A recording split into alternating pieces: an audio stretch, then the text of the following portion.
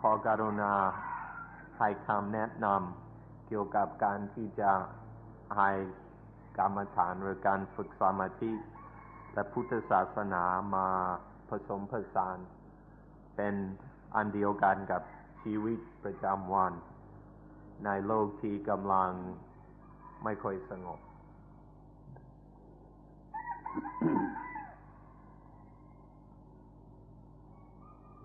เราจะใช้วิธีของกรรมฐานในพุทธศาสนาจะเรียกว่ามาผสมกันก็ได้หรือไม่ต้องเรียกว่าผสมกันก็ได้ปัญหาในโลกหรือส่วนตัวบุคคลมันมีอย่างไรจะใช้วิธีกรรมฐานในพุทธศาสนานั้นมาแก้ปัญหาเหล่านั้นนับตั้งแต่ว่าทำให้เกิดความทุกข์ตั้งแต่ทีแรกพอมีปัญหาเกิดขึ้นก็อย่าให้มีความทุกข์แล้วก็แก้ไปโดยวิธีเหล่านั้นได้ตามลำดับ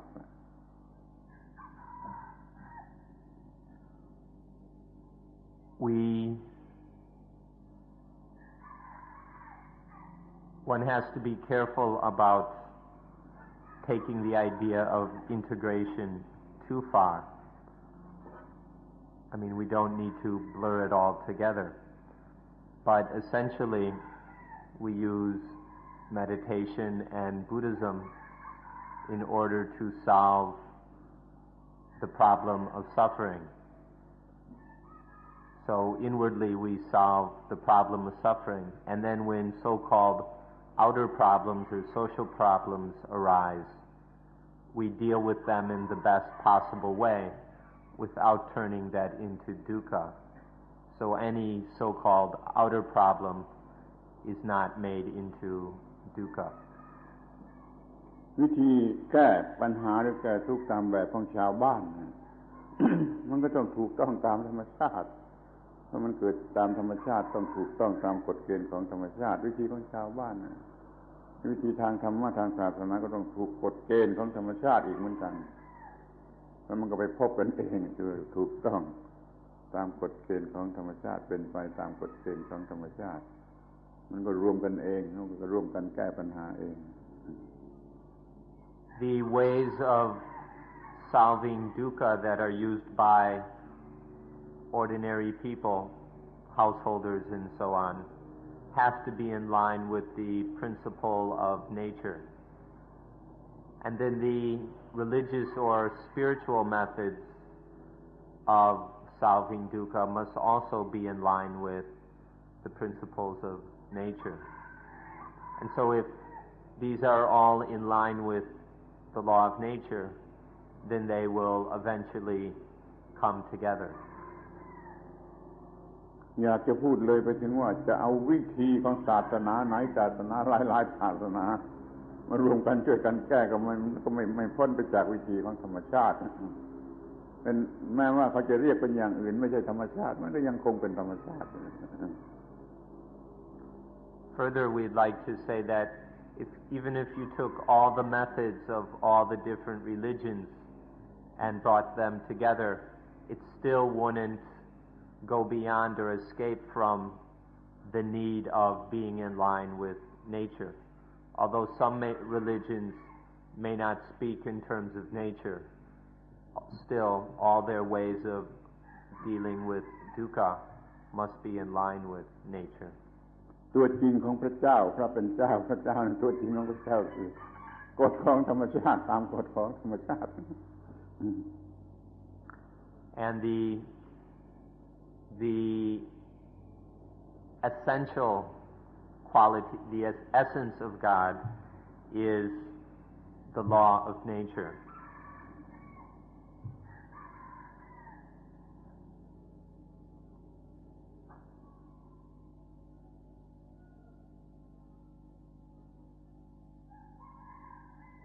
Would you agree that even for someone practicing anapanasati, some basic outside needs have to be attained, like a sort of framework in order to get peace of mind? apart from shelter, food, spirituality. Right livelihood was mentioned, as you said yesterday, the feeling that one's life is useful. In our societies, this kind of occupation is so difficult to find. How can we get rid of this dukkha, being slaves in jobs that consume all our energy uselessly, only to earn our living? ท่านอาจารย์จะเห็นด้วยหรือไม่ว่าการปฏิบัติอานาปานสติจำเป็นต้องมีเหตุปัจจัยภายนอกบางอย่างจัดการให้เรียบร้อยแล้วเช่นปัจจัยสี่เป็นต้นนอกจากปัจจัยสี่ก็เคยได้ยินถึงสัมมาอาชีวะการที่จะรู้สึกว่าชีวิตนี้มีประโยชน์แต่เดี๋ยวนี้อาชีพเช่นนั้นหายากในสังคมปัจจุบันนี้เราจะทำอย่างไรที่จะขจัดความทุกข์ที่เกิดขึ้นเพราะเป็นทาสแห่งงานที่จะกินพลังงานของเราโดยมันเปล่าไม่มีประโยชน์เพื่อสักแต่ว่าหาเงิน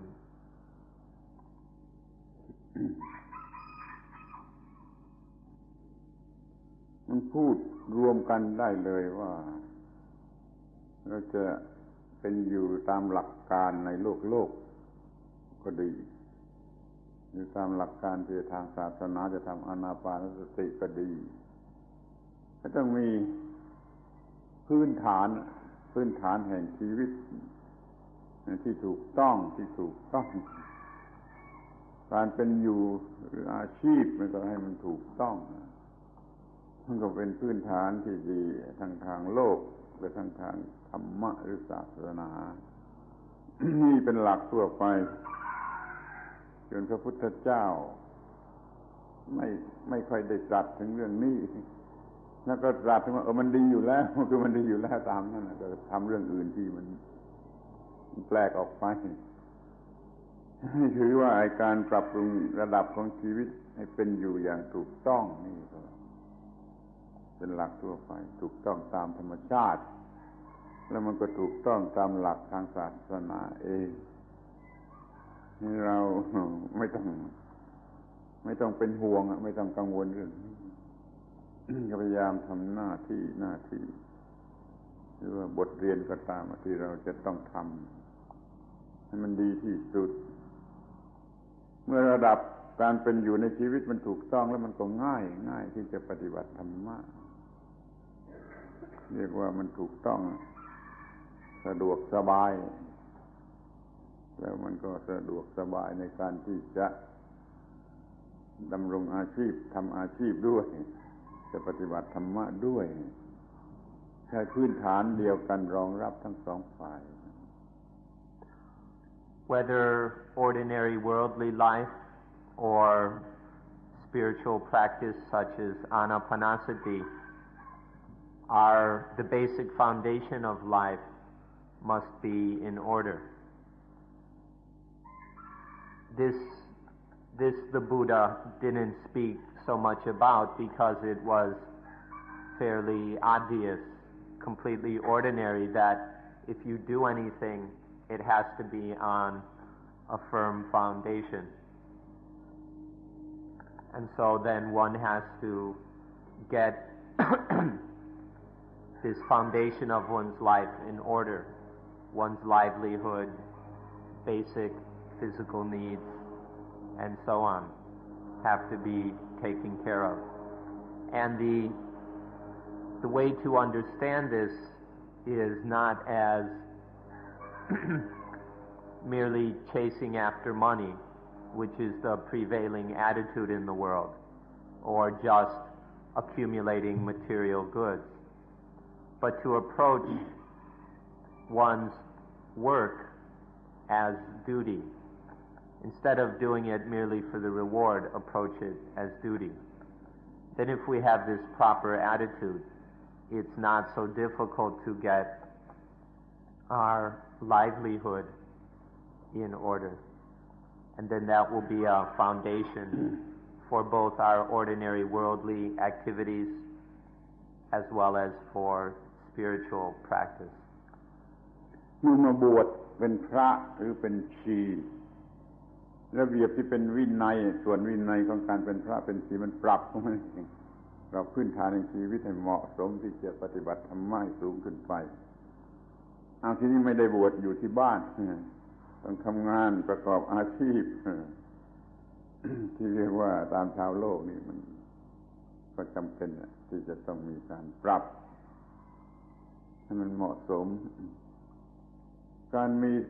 สติมีสมาธิตามแบบของศาสนานี่ก็ช่วยได้มากชาวบ้านนั่นแหละมีสติมีสมาธิมีปัญญามีสัมปชัญญะ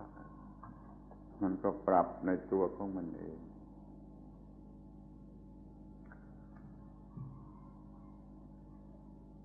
When we ordain as monks or nuns, we take on a way of life in which many of these things are taken care of quite well. But for those of us who do not ordain, we still need to adjust the way we depend on material things, the way we make use of our material needs, and our means of earning a livelihood. We must adjust these until they are appropriate according to the principles of nature. Now, if ordinary people, meaning those who aren't monks and nuns, have practiced spiritually, have developed better mindfulness, have more samadhi, this will help them greatly in dealing with the basic needs of life. It's accepted that people who are living in the world have to have jobs. They have to earn a living. And so, but if they bring mindfulness and a calm, clear mind to that, then they can adjust things much more readily. The more understanding there is, the more ready wisdom, then these adjustments will take care of themselves. The person who is seriously developing spiritually will find that these things tend to take care of themselves because one is living with mindfulness, a calm, clear mind, and wisdom.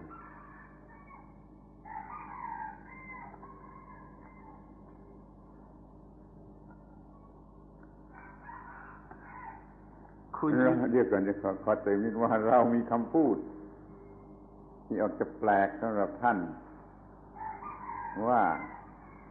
มีการบวชอยู่ที่บ้านไม่ได้มาออกมาบวชอยู่อย่างนอกบ้านเป็นที่วัดเนี่ยเรามีการบวชอยู่ที่บ้าน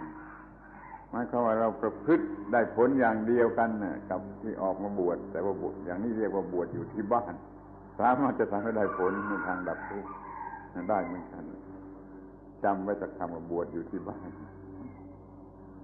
We have a phrase that might be new for you. It's called ordaining at home, or the actual Pali word for ordain is papacha, which means to go out from, which usually means to leave home. So we could say it, leave home while at home. If you can do this, this will take care of many of your problems. Although one doesn't officially become a monk or a nun, one practices in essentially the same way, even while living at home. If you understand this principle, that will take care of many of your difficulties. หัวใจของการบวชก็คือการระวังอย่าให้คอนเซ็ปต์ว่าตัวกูตัวตนเกิดอย่าให้ความรู้สึกว่าตัวกูหรือตัวตนเกิดนั่นเป็นหัวใจของการบวชอยู่ที่ไหนก็ตามใจ The heart of leaving home and ordaining is to not let the concept of me or mine to enter into the mind. Being careful to not let me and mine take over the mind. This is the heart of ordaining. And so if one practices this at home, then one is leaving home while at home. มาอยู่ที่วัด บวชแล้วมาอยู่ที่วัด แต่ในจิตใจเต็มไปด้วยตัวตนก็ยังไม่บวช ยังไม่ชื่อว่าบวช Even if one has physically left home and has put on robes and is living in the monastery, if the mind is full of self, then you can't consider that to be really leaving home and ordaining.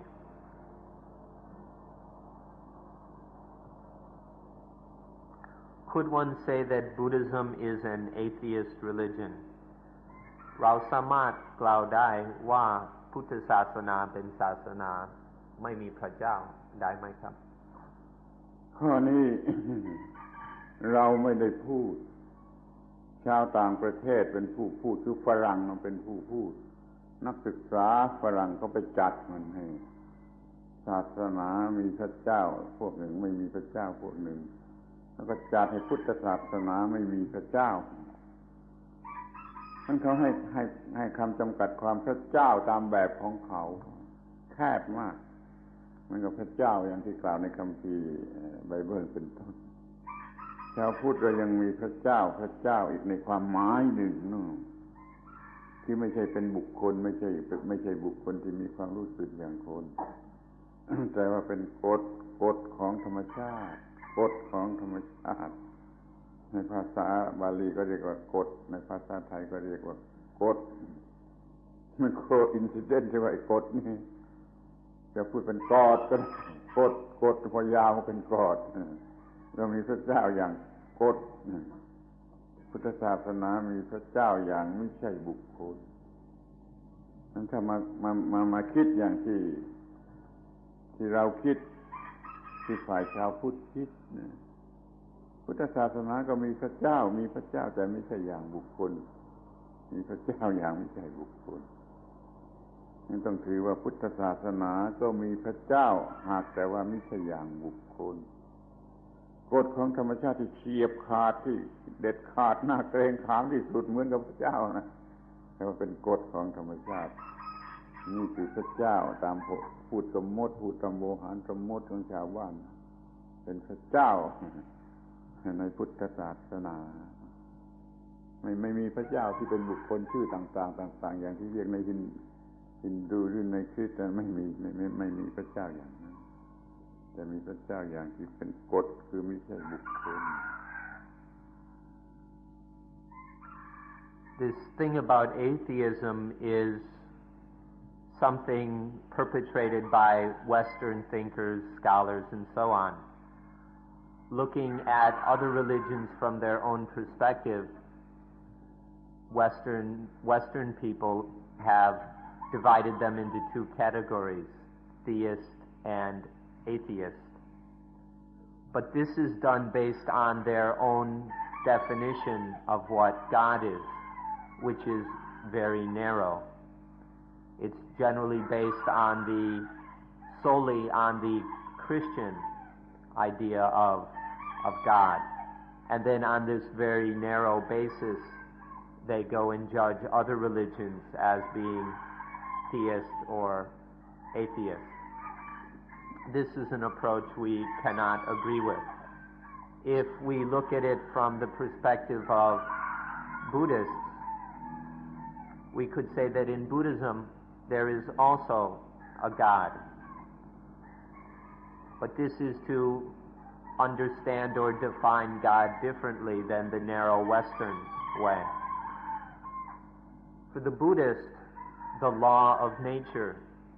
is the God. The difference here is that this is an impersonal God or non-personal God. The usual Western idea of God is a personal God, an anthropomorphic figure, a father.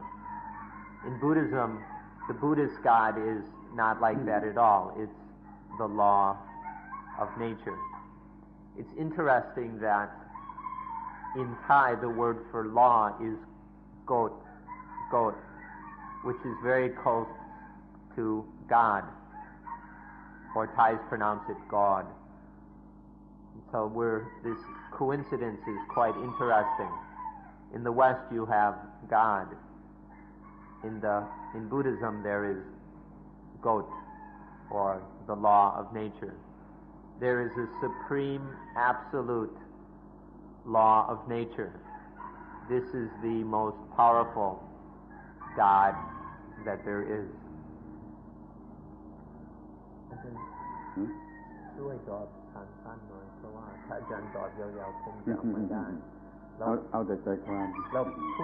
ผู้ฟังไม่ได้ประโยชน์ครับเอาแต่ใจความเรื่องมันได้เคยเกิดมาแล้วเล่าเรื่องในรัฐบาลประเทศอินโดนีเซียเมื่อเขาได้รับเสรีภาพใหม่ๆเขาจัดการตามกฎหมายรัฐบาลให้เงินช่วย subsidy ต่อประชาชน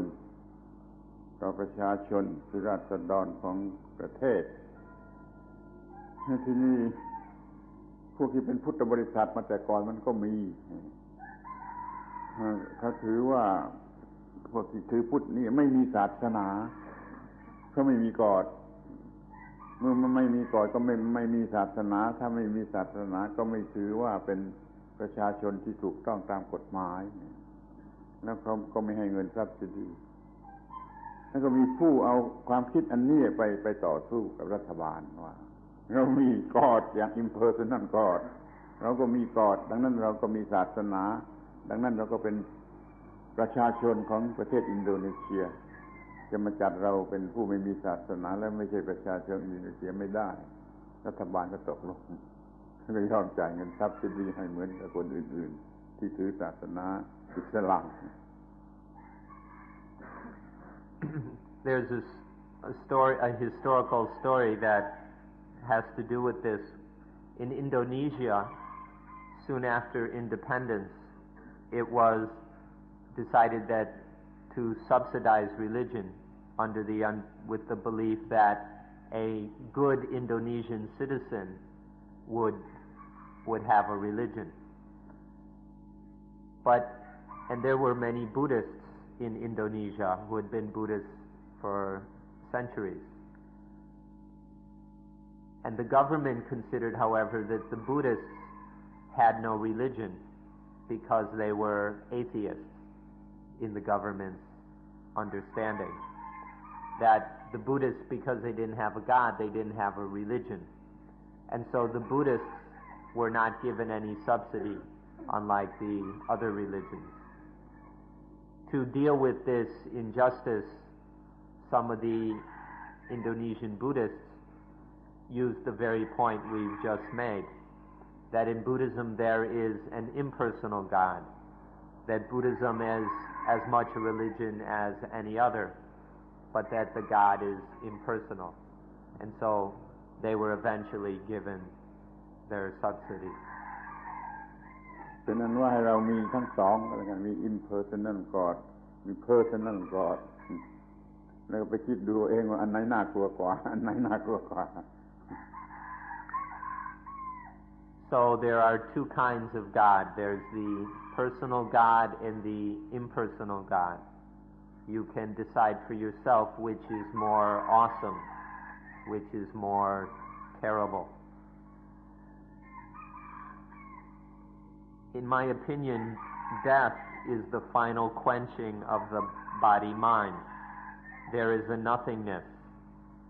and nibbana, as you would call it. Is this also the Buddhist view, or is there anything else to say about it? ตามความเห็นของข้าพเจ้าความตายเป็นการดับสนิทแห่งกายและใจหลังจากนั้นจะมีแต่ความไม่มีอะไรเลยหรือ nothingness ความไม่มีอะไรเลยซึ่งพวกพุทธบริษัทคงจะเรียกว่านิพพานอันนี้เป็นความเห็นของชาวพุทธหรือไม่หรือจะพูดอย่างอื่นหรืออย่างไรเขาเห็นอย่างนั้นผิดไม่ใช่ชาวพุทธไม่ใช่ชาวพุทธเนื่องจากใช้คำผิดไปใช้คำว่า nothingness ถ้าจะใช้คำว่า nothingness มันก็ต้องตีความให้ถูกว่ามันไม่มีอะไรที่เป็นตัวตน มันมีมากอย่างมีสารพัดอย่างแต่ว่าไม่มีอะไรไม่ได้แต่ว่าไม่มีอะไรที่เป็นตัวตนถ้า nothingness อย่างนี้แล้วก็ใช้ได้มันเข้าใจยากถ้าเราเอาว่าไม่มีตัวตนดีกว่าแล้วก็สามารถเข้าถึง nothingness ชนิดได้ตั้งแต่ยังมีชีวิตไม่ต้องรอต่อตายแล้วเมื่อเราไม่ยึดถืออะไรไม่รักษาอะไรเป็นตัวตนมันก็เท่ากับไม่มีอะไรเข้าถึงความว่างใช้คำว่าว่างดีกว่าใช้คำว่า nothingness ซึ่งมันทำให้เข้าใจผิดได้คำนั้นทำให้เข้าใจผิดได้มันมีแต่ว่าไม่มีอะไรที่เป็นตัวตนจึงเรียกว่า nothingness ถ้าไม่มีอะไรเป็นของตนเราก็เข้ากับไม่มีอะไรใช้คำมันคำกวมอย่างนี้ The understanding here is not expressed in this question is not correctly Buddhist. To speak of some nothingness is not actually a Buddhist way of speaking. However, if you like to use this word, then it must be understood correctly. To say that there is absolutely nothing is false. It's just not true.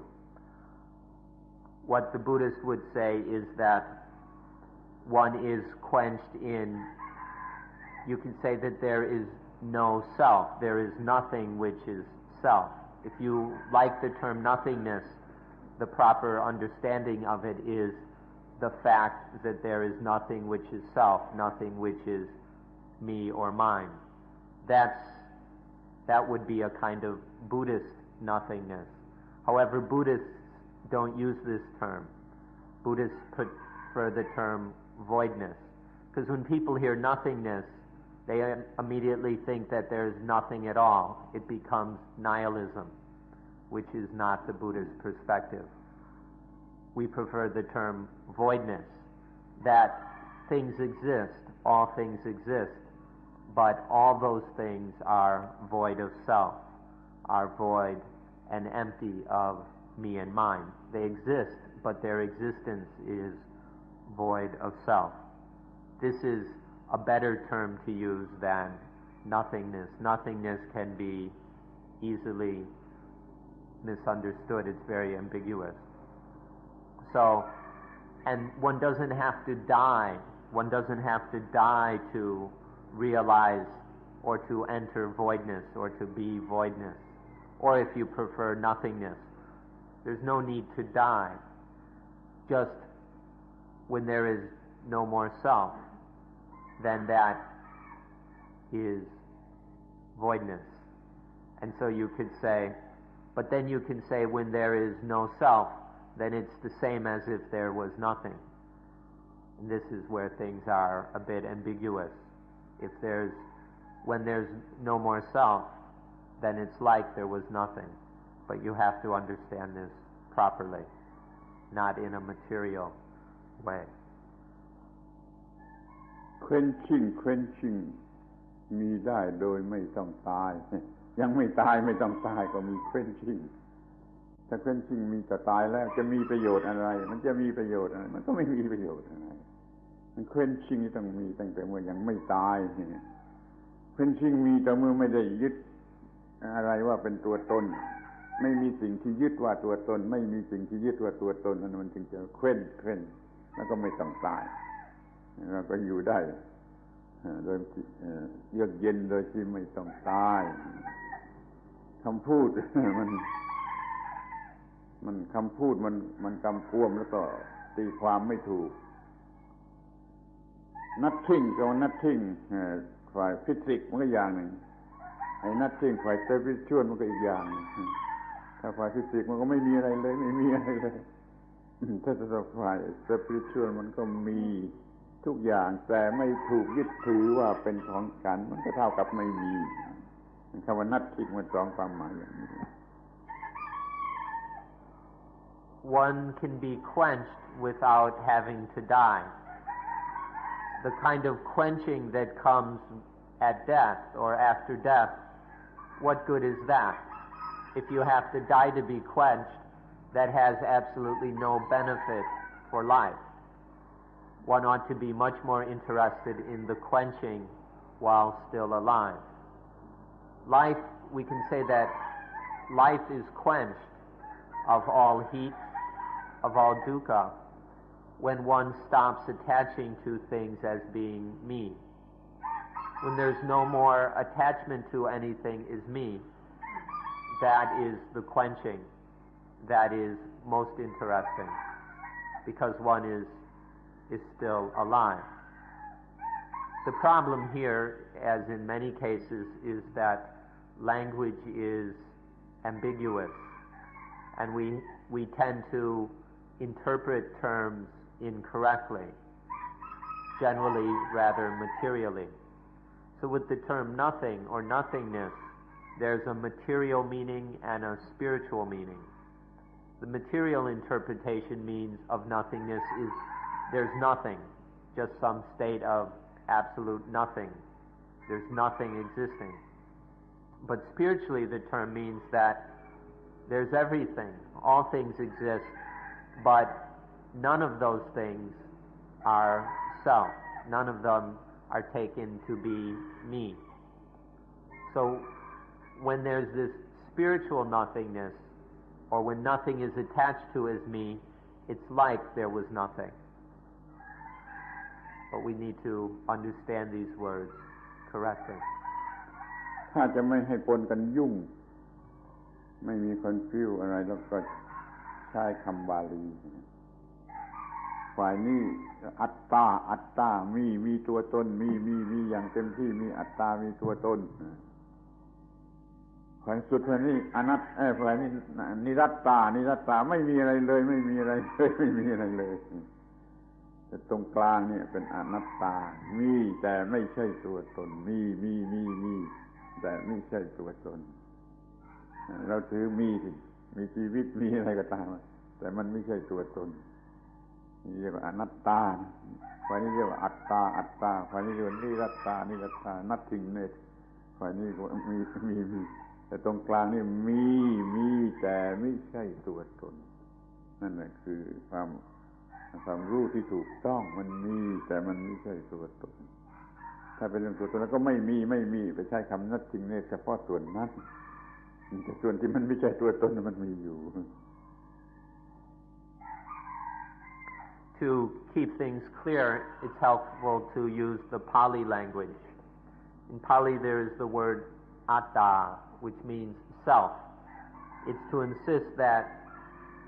things are selves, that everything is a self. The other extreme is niratta, which means absolutely nothing, it means basically nothingness, that there isn't anything at all. One extreme is there are things and things are selves. On the other extreme is there's nothing at all. But in the middle is Buddhism, which is anatta, which means not self. Things exist, there are things, but they are not self. All things exist, and that existence is not self.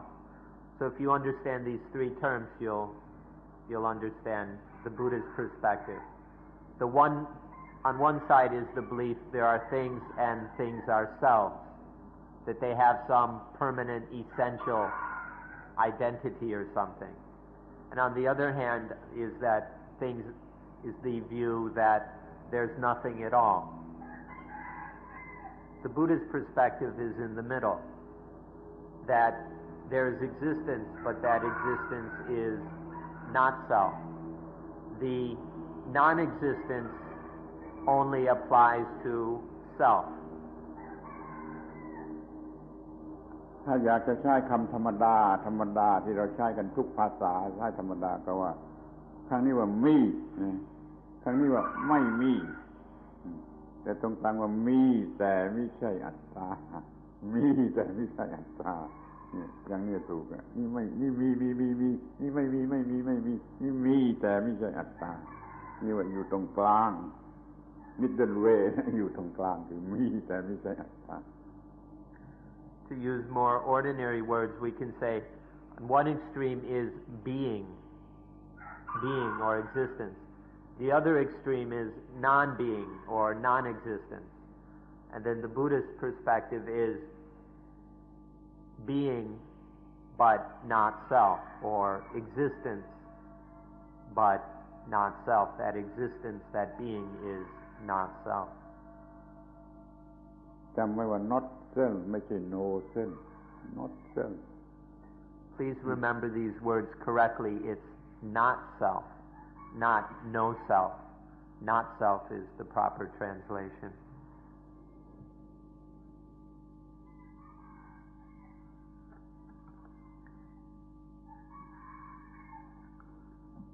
I would like to hear the Buddhist view on how the universe was created. ข้าพเจ้าอยากจะทราบว่าพุทธศาสนามีทัศนะอย่างไรเกี่ยวกับการ creation ของ universe นี่ก็เหมือนกันนะถ้าใช้ creation อย่าง physical มันก็อย่างที่ก็มีกันอยู่ถ้าจะมีความหมายทาง spiritual ความหมายนี่ก็มันก็ว่า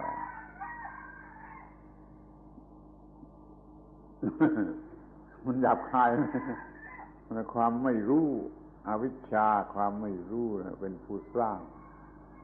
ถ้ามันรู้มันไม่สร้างมันรู้มันไม่สร้าง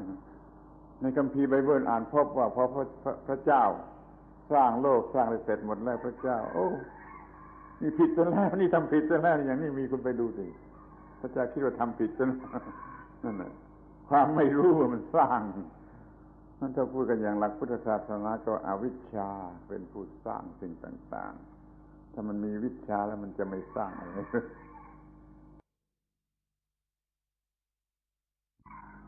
When you speak about reincarnation or rebirth, first you have to be clear which perspective are you talking about, which religion or which school's understanding are you speaking of. Many religions and sects speak of reincarnation and rebirth in terms that are too physical, which are overly materialist, meaning that the body dies. Okay, there's a living body and it dies, and you stick it in a coffin, and then something goes and gets reborn in another body, and that body dies and you put it in the coffin, and then something goes and gets reborn in yet another body.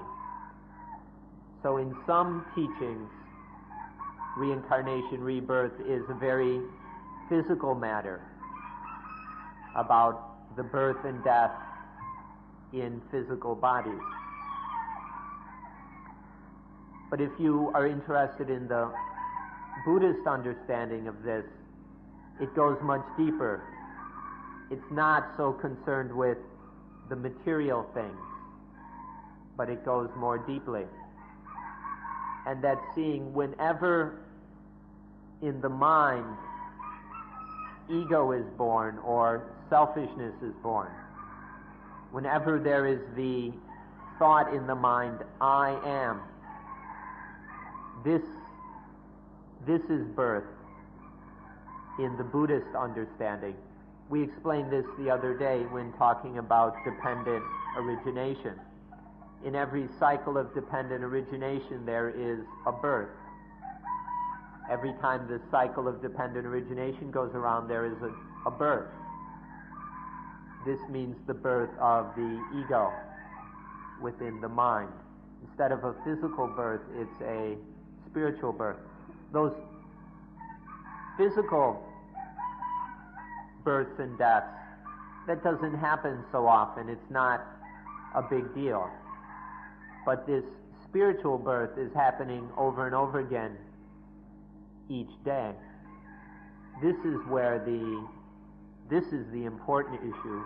this birth of ego right here and now. The other one doesn't happen so much. To be physically born is not considered a problem. Buddhism does not consider to be physically alive to be the problem. Some people think that just physical life, that's the problem, and so the answer is to die. But in Buddhism, the problem or the suffering is seen to come from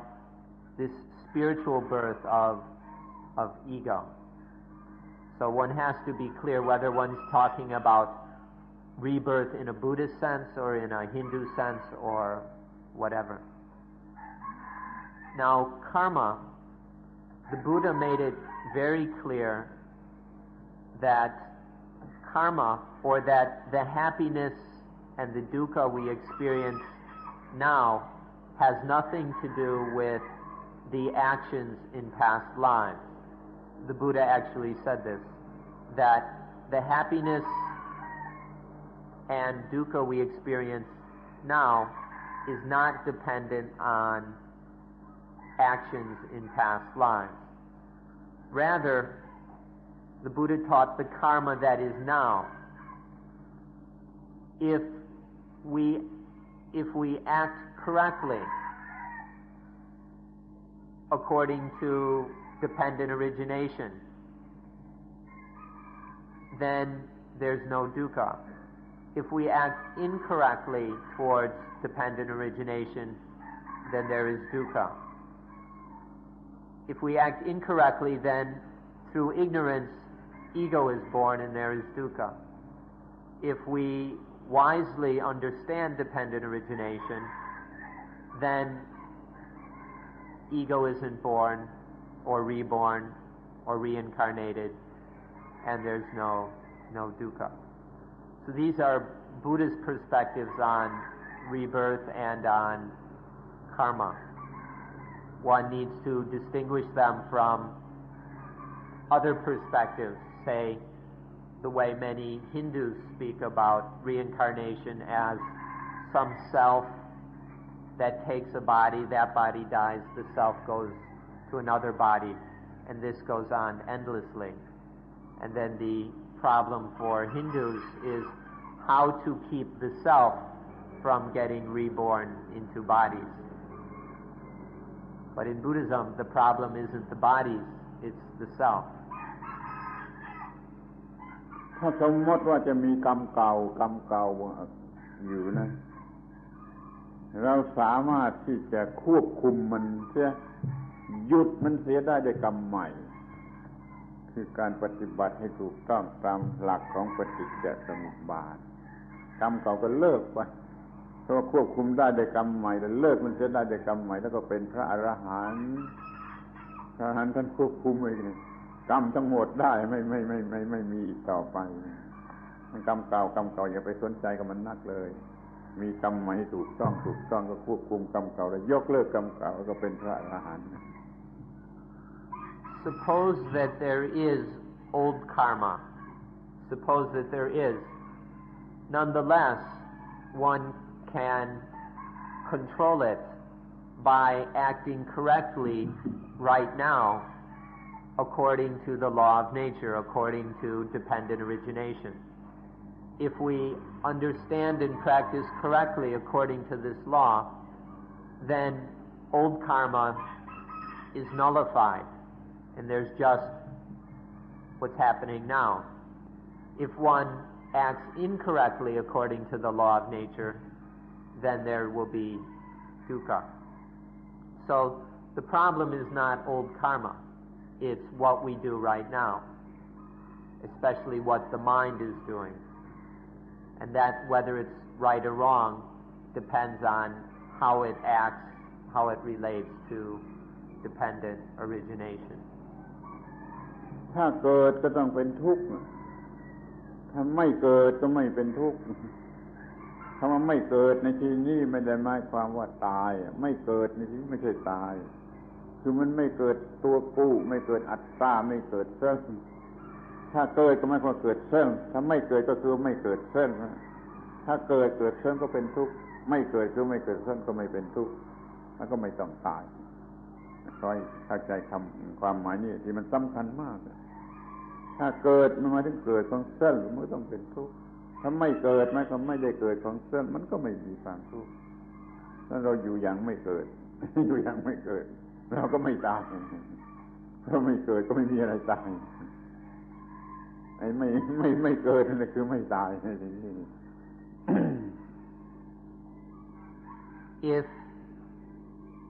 If there is birth, there is dukkha. If there's no birth, there's no dukkha. Non-birth means no dukkha. Now here, non-birth doesn't mean death. Non-birth just means ego isn't born. The me isn't concocted. When there's this non-birth, then there's no dying either. Non-birthing and non-dying. This is where all problems end. As long as there is still being born, there will always be dying. And as long as there's this spinning around of birthing and dying, then there will always be dukkha. But when there's no birth, non-birth, when the self doesn't get born, there's nothing to die, there's non-dying. And this non-birth, birthing and non-dying, this is where everything is fine, where there are no problems. ดังนั้นมันก็จะมีคำพูดขึ้นมาที่ว่าคุณก็จะคิดว่ามันบ้าบอที่สุดคือจะพูดว่าไม่เกิดนั่นน่ะอยู่นิรันดรไม่เกิดนั่นน่ะอยู่นิรันดรอยากอยู่นิรันดรก็อยากเกิดถ้ามันไม่เกิดตัวตนไม่เกิดตัวกูมันก็เป็นนิรันดรคงที่นิรันดร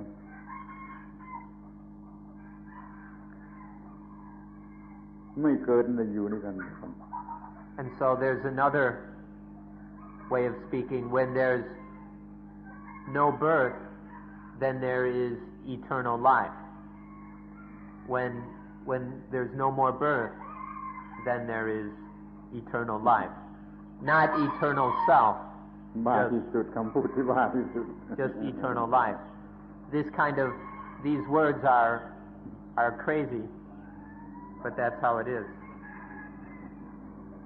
คำยังมีเยอะยังไม่หมดเวลาคุณกันเกิดเก่งวันหนึ่งเกิดกี่สิบครั้งคอนเซ็ปต์ว่าเส้นเกิดขึ้นทีก็เกิดหนึ่งทีวันหนึ่งเกิดหลายสิบครั้งเกิดทุกทีก็เป็นทุกทีคือมีปัญหาทุกทีบวกก็มีปัญหาอย่างบวกลบก็มีปัญหาอย่างลบจึงพูดได้ว่าเกิดทุกทีเป็นทุกที You're very good at being born. Each day you get born hundreds, thousands of times. Notice that every birth is dukkha. Every birth is painful. So every time that with every birth, dukkha is born. พอไม่เกิดจะเป็นชีวิตนิรันดรบ้าที่สุดใช่ไหม But once there is no more birth, there is eternal life. This is absolutely crazy, right?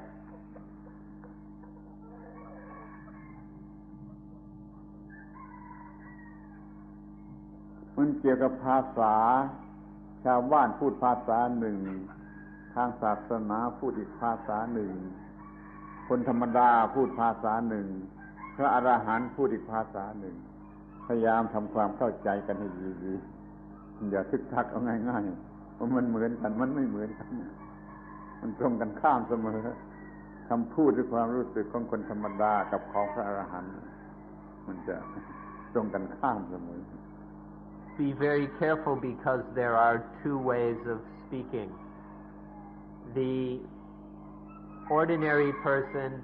speaks one way and the Buddhist speaks in another way. The worldly person speaks one way and the Arahant, the awakened human being, the enlightened being, speaks in another way. The ordinary person feels experiences in their own way and speaks accordingly. But the Arahant experiences things differently and so speaks differently. It's important to understand the difference and to not confuse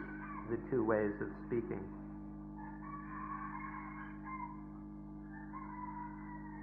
ต่อไป What is the nature of consciousness อะไรเป็นธรรมชาติแห่ง consciousness แต่ consciousness ในที่นี้มันความหมายจำบวงไม่แน่ใจว่าแปลว่าจิตหรือแปลว่าวิญญาณก็ต้องแปลว่ามโนก็จะต้อง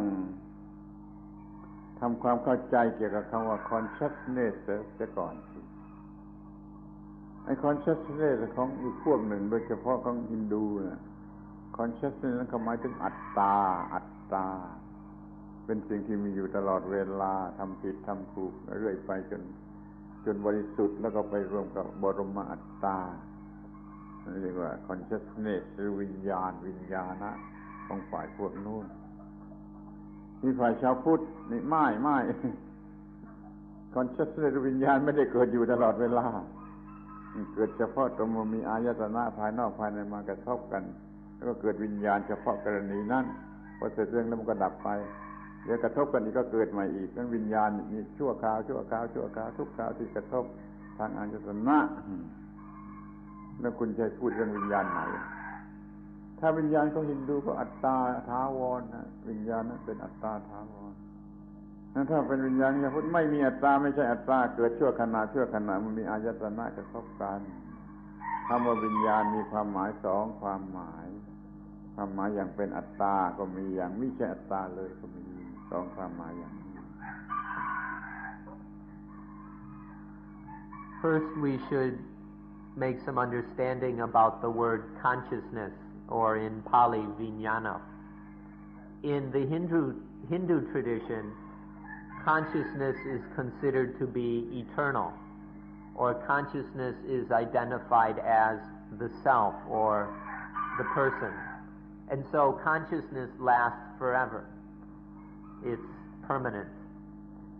In Buddhism, however, consciousness is seen to only arise when the sense organ and sense object, the inner ayatana and external ayatana, interact. When, for example, the eye and a form interact, then eye consciousness arises. And then that eye consciousness ceases. And so in Buddhism,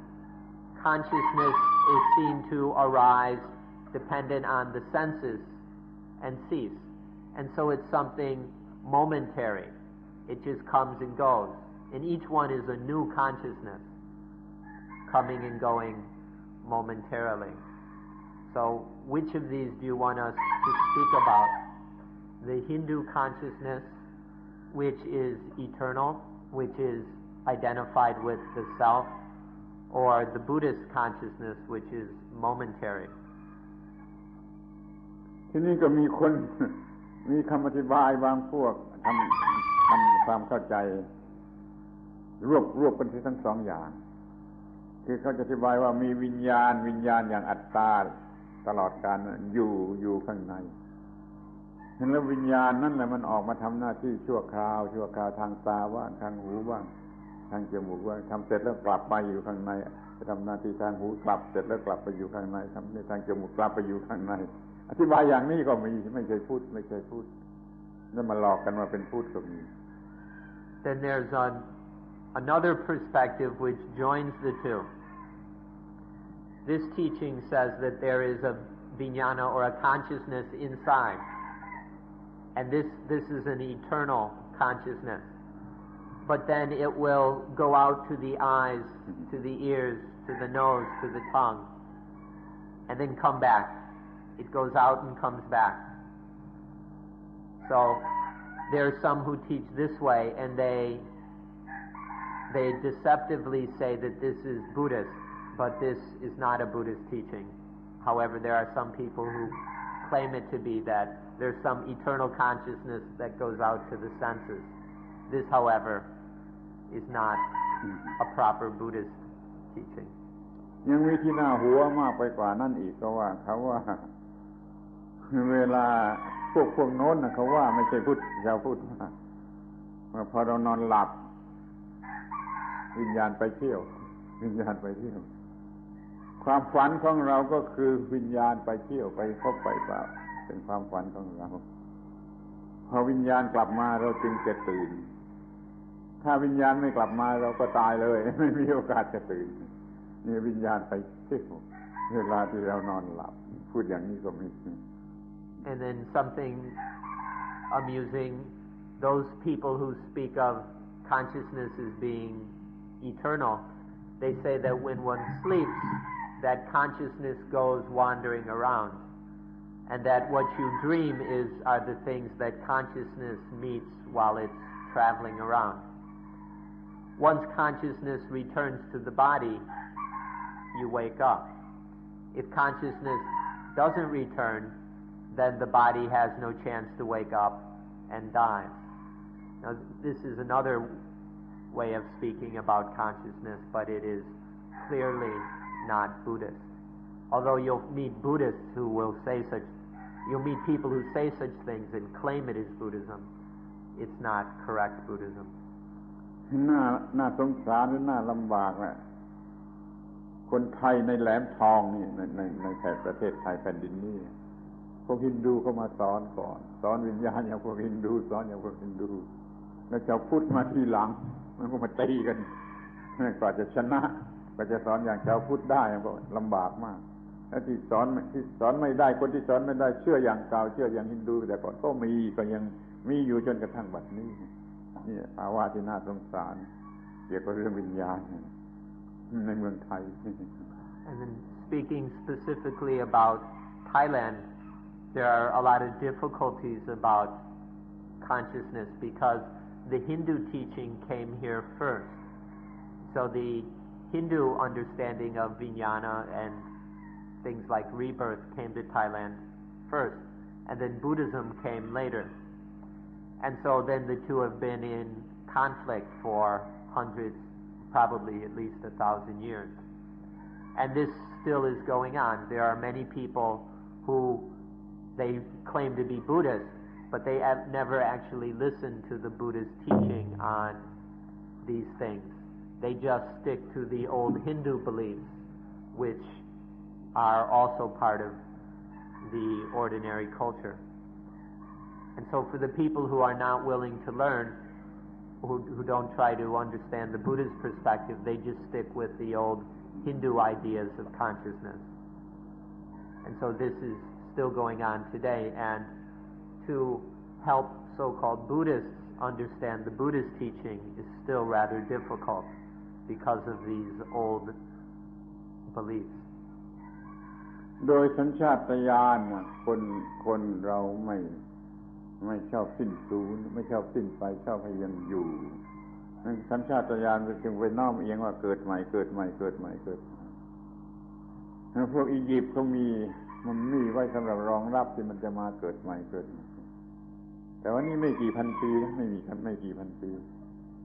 ถ้าพูดถึงหมื่นปีแล้วมันก็พวกคนโตนเอสสมัยโตนเอสมันก็มีความคิดอย่างนี้นะเพราะว่าการขุดค้นพบหลุมฝังศพสมัยโตนเอสมันมีอะไรแสดงอยู่ให้เห็นว่าไอ้คนพวกนี้ก็เชื่อการเกิดใหม่เช่นที่แห่งหนึ่งก็พบรูปเรือทำด้วยหินทำเป็นรูปเรือวางอยู่ข้างศพในดินในความคิดว่าไอ้ศพนี่จะได้ขี่เรือแล้วก็ไปเกิดใหม่แล้วก็มาอีกมีความคิดว่าเกิดใหม่นี่ตั้งแต่คนป่าสมัยหินสมัยอียิปต์นี่เร็วๆนี่ไม่กี่พันปีนี่มันเป็นหมื่นปีไอ้ความคิดว่าเกิดใหม่มันคล้อยกับสัญชาตญาณที่ไม่อยากตายไม่อยากสิ้นสูญความเกิดใหม่เป็นความคิดฝ่ายบวกมันเกิดง่ายความไม่เกิดเป็นความคิดฝ่ายลบมันเกิดยากเพราะความคิดว่าเกิดใหม่มันได้เปรียบมันจึงเกิดมากที่สุดเกิดใหม่อย่าไปหลงกับมัน Instinctually, no, we don't like to disappear. Instinctually, we prefer to exist, to live. So that means that we have an instinctual bias for rebirth or for any kinds of ideas or theories that explain how we can live forever. We have a bias for these things. So it's difficult for most people to understand non-birth. Most people are prejudiced for birth, and rebirth, and so on. For example, in Egyptian culture, they have the mummies. When somebody's body dies, they embalm it and wrap it up and everything, so that the spirit can come back sometime. Or that's only maybe 4,000 or 5,000 years ago, 3,000 or 4,000 years ago. But 10,000, 20,000 years ago, there's evidence that the Stone Age people believed in rebirth. Some of the skeletons that have been found with artifacts, such as in one, a little ship was buried next to the body. Something like this ship, then the dead soul would ride this ship to some other place, to some rebirth or some heaven or some afterlife. So even 20,000 years ago, people, the Stone Agers, were believing in rebirth. To be born is positive. To non-birth sounds negative. And so everybody is biased for birth, rebirth. It's difficult for people to understand non-birth. ก็เราไม่อยากตาย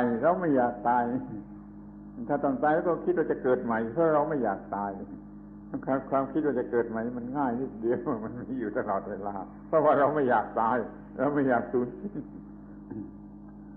We don't want to die, and so it's very easy to think about being reborn. Nobody wants to be dead,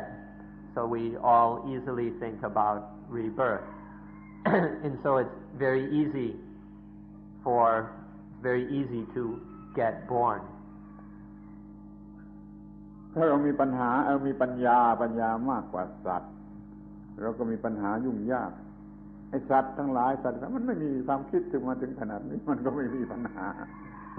เรื่องเกิดใหม่เรื่องตายมันได้เปรียบสบายกว่าคน Animals don't have all these problems with birth and death like we do. Animals aren't afraid to die, and so they don't spend all their time thinking about getting reborn. So they've got quite an advantage over us. They don't worry about these things. They don't create so many problems for themselves. ดังนั้นถ้าพูดถึงรีเบิร์ธแล้วก็ในปฏิจจสมุปบาทอย่าไปเอารีเบิร์ธที่อื่นป่วยการ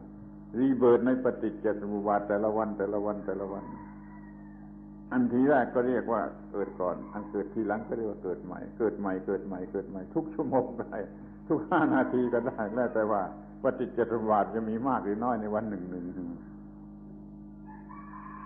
Therefore, the rebirth worth paying attention to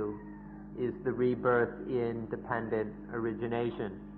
The other kinds of rebirth are a waste of your time. They won't really help you very much. The rebirth that will be of value to you is the rebirth in the understanding of rebirth that will help you is the one in dependent origination, where the first birth is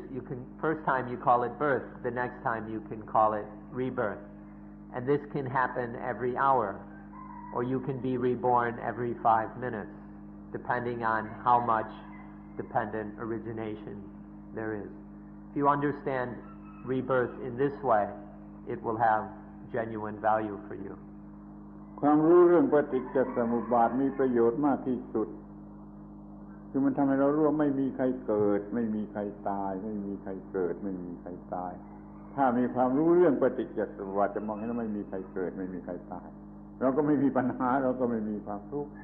ขอให้สนใจเรื่องปฏิจจสมุปบาทให้ดีๆถ้าว่าจะมีเกิดไหมก็เกิดอย่างปฏิจจสมุปบาทถ้าควบคุมจะได้ก็ไม่มีใครเกิดไม่มีใครตายก็สบายดี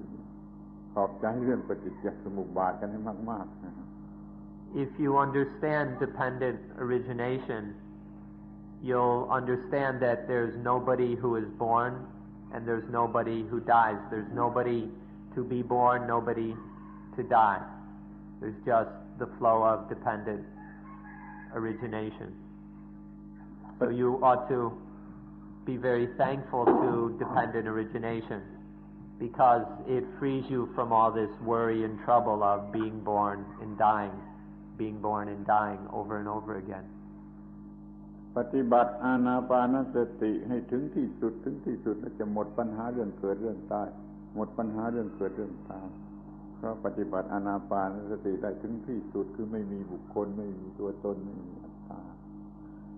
If you practice anapanasati to the end, then you will be freed of this birthing and dying. You won't have any more problems with this birth and death, because if one follows anapanasati to the end, then there's no more person, no more individual, no more self to go through all this birth and death.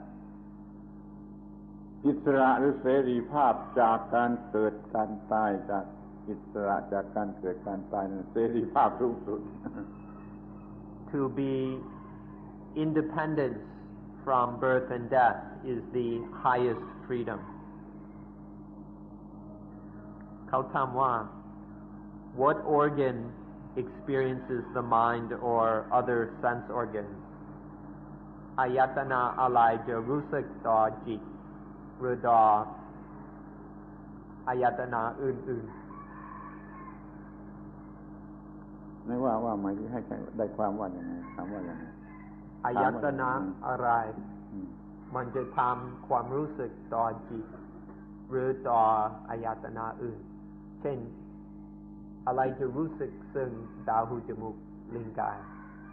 นี่คำพูดมันผิดซะแล้ว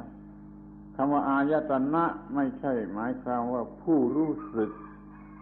คำว่าอายตนะหมายความผู้ถูกสิ่งที่ถูกรู้สึก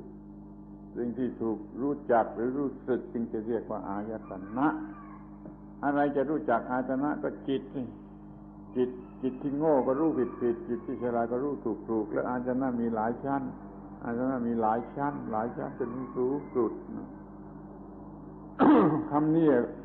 ไม่รู้จะแปลว่าอายตนะแปลว่าสิ่งที่จิตอาจจะรู้สึกได้เช่นรูปเสียงกลิ่นรสโผฏฐัพพะนี่ก็เรียกอายตนะเพราะจิตรู้สึกได้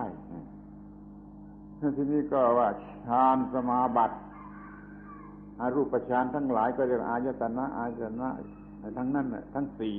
อรูปสมาบัตินี่ก็เรียกอายตนะเพราะเป็นจิตเพราะเป็นสิ่งที่จิตรู้สึกได้แล้วพระนิพพานก็เป็นอายตนะพระนิพพานเป็นอายตนะก็เป็นสิ่งที่จิตรู้สึกได้อายตนะคือสิ่งที่จิตรู้สึกได้สิ่งที่จะรู้สึกก็คือจิตนั่นแหละถ้าจิตโง่ก็รู้สึกผิดจิตฉลาดก็รู้สึกถูกอบรมจิตให้ดีก็จะรู้จักอายตนะทุกชนิดจนกระทั่งพระนิพพานเรื่องอายตนะมีอยู่อย่างนี้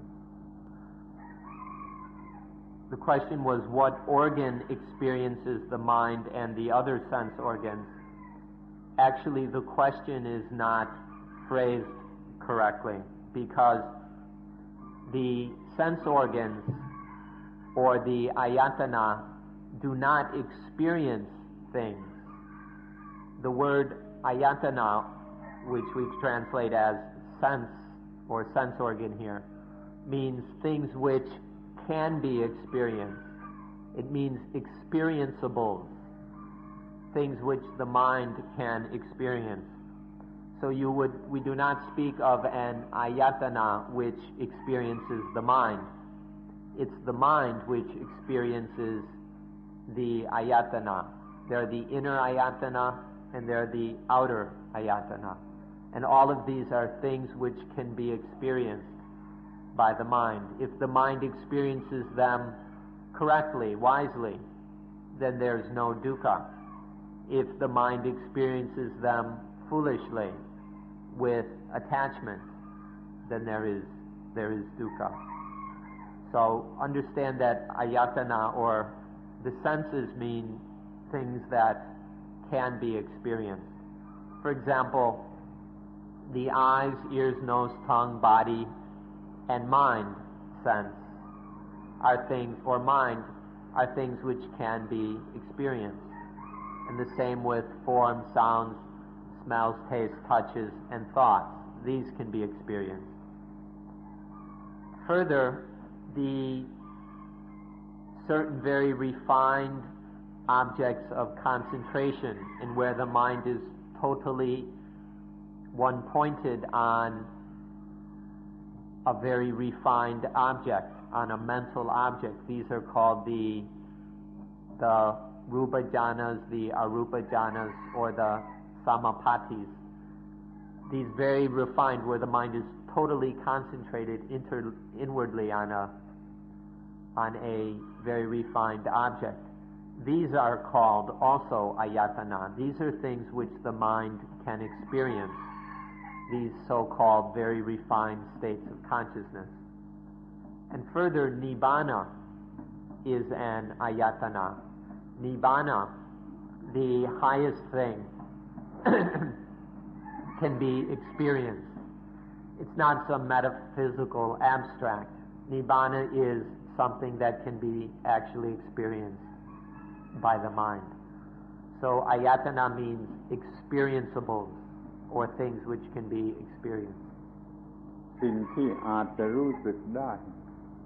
sensible experienceable อะไรผมก็พูดไม่ถูกแล้วแต่ว่าสิ่งที่อาจจะรู้สึกได้คืออายตนะ No. You could also translate it sensibles. Things which can be sensed, things which can be experienced. ทีนี้พูดให้แคบเข้ามาก็ว่าสิ่งที่ติดต่อได้เข้าถึงได้รู้จักได้สัมผัสได้ experience ได้นั่นคืออายตนะ To speak a little more narrowly, we can say it means things which can communicate or can be communicated with, things that can be known, things that can be experienced. เมื่อทำอะไรบ้างก็ตอบว่าตั้งแต่ขี้ฝุ่นนี่ขึ้นไปจนถึงพระนิพพานเป็นอายตนะทั้งนั้นเลยคือรู้สึกได้สัมผัสได้ติดต่อได้อายตนะ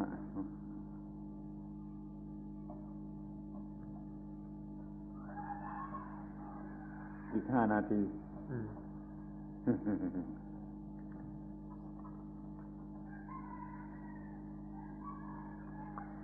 If all or the majority of human beings became cool and calm, aware of the impermanence of all things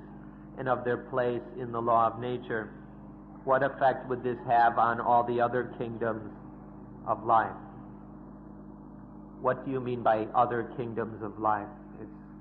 hard to translate. Plants and animals? Okay. ถ้ามนุษย์ทั้งหมดหรือส่วนมากเย็นและสงบรู้สึกต่อความไม่เที่ยงรู้จักความไม่เที่ยงของทุกอย่างและรู้จักหน้าที่ภายใน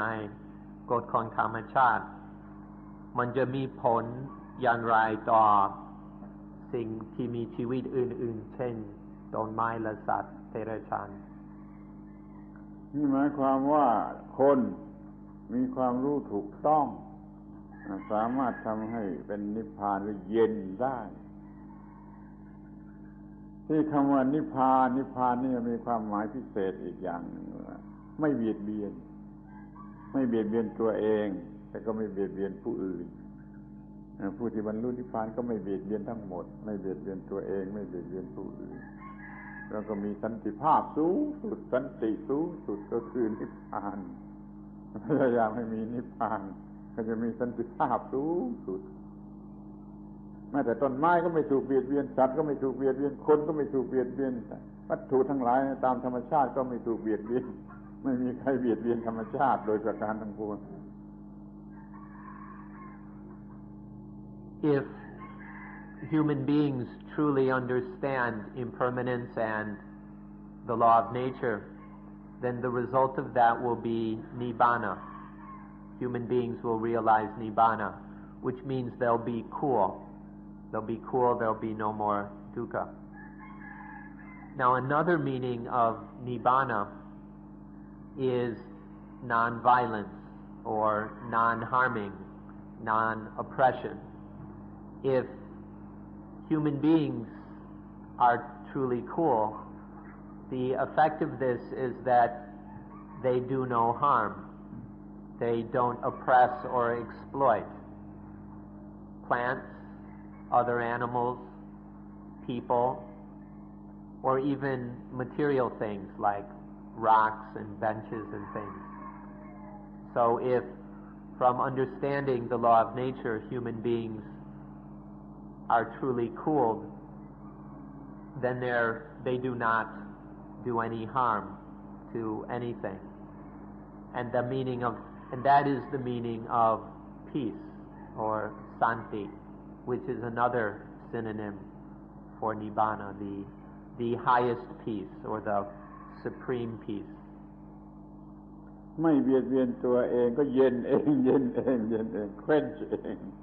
ไม่เบียดเบียนผู้อื่นก็ผู้อื่นก็เย็นเย็นเย็นเย็นเรียกว่า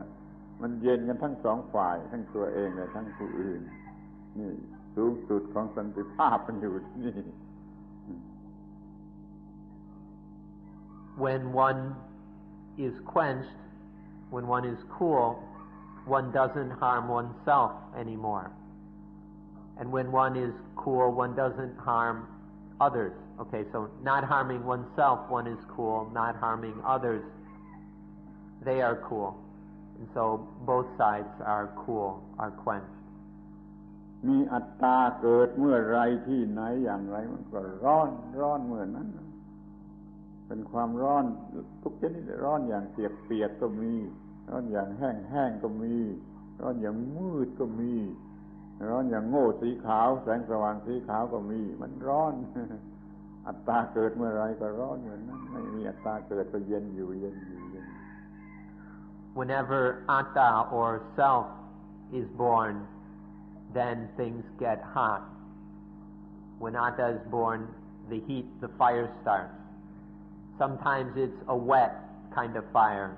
Other times it's a very dry kind of fire. Sometimes it's a fire which is white darkness. There are different kinds of fire, but it's all fire and fire burns. When there's no self, there's no fire, there's nothing burning. ระวังอย่าให้อัตตาเกิดขึ้นมาความคอนเซ็ปต์ว่าอัตตาเกิดขึ้นมาในชีวิตนี้ก็เย็นชีวิตเย็นก็พอเป็นประโยชน์ด้วยชีวิตเย็นเป็นประโยชน์ useful and peaceful and useful นั่นจบนะ When one is cool, one is at peace, and then one doesn't do any harm for others. And so this is both peaceful and useful. When one is truly cool, one is totally at peace, and one's life then can be the most useful for others. So nibbana is both peaceful and useful. เอาละเวลาหมดแล้ว ขอร้องทีว่าย้ำซ้ำอีกทีว่าขอได้พยายามใช้โลกเวลา5 น.ให้เป็นประโยชน์มากที่สุดถ้าไม่เคยใช้ก็ขอให้ได้ใช้มากที่สุดให้เป็นนิสัยใช้โลกเวลา5 น.แล้วก็ให้มีชีวิตชนิดที่ว่ามี doing without doer อยู่ตลอดเวลาปัญหาก็จะไม่มีเหลือแล้วจะมีแต่เคว้นไปหมดในที่สุดนี้ขอบพระคุณท่านทั้งหลายนะท่านทั้งหลายไม่ต้องขอบคุณนะแต่อาตมาขอบคุณท่านทั้งหลายที่มาที่นี่ช่วยทำให้สวนโมกข์เป็นที่ที่มีประโยชน์มาช่วยทำให้สวนโมกข์เป็นที่ที่มีประโยชน์ขอบคุณท่านทั้งหลายขอบคุณท่านทั้งหลายเป็นอย่างยิ่งยุติการบรรยายการตอบปัญหา So time is just about run out. In closing, we'd like to encourage you to learn to make more and more use of the world of 5 a.m. Although the retreat will be ending, please continue to explore this world of 5 a.m. when your teacups are not yet overflowing. and learn how to do without a doer. Please explore more and more deeply what it is to do without a doer. And finally, we would like to thank you all for being good listeners one more time, and even more to thank you for making Suan Mok a useful place. You don't have to thank us for anything, but we would like to thank you, because if you didn't come here, then Suan Mok would not be of any use. But your coming here makes Suan Mok beneficial. And so we thank you for making Suan Mok a useful place. That's all for today's question session. วันนี้ไม่มีดอกไม้แจกนะก็แจกอะไรดอกไม้ไม่ได้เก็บขอบคุณ So thank you, and our apologies there aren't any flowers to distribute this morning. So, but they're still walking without a walker.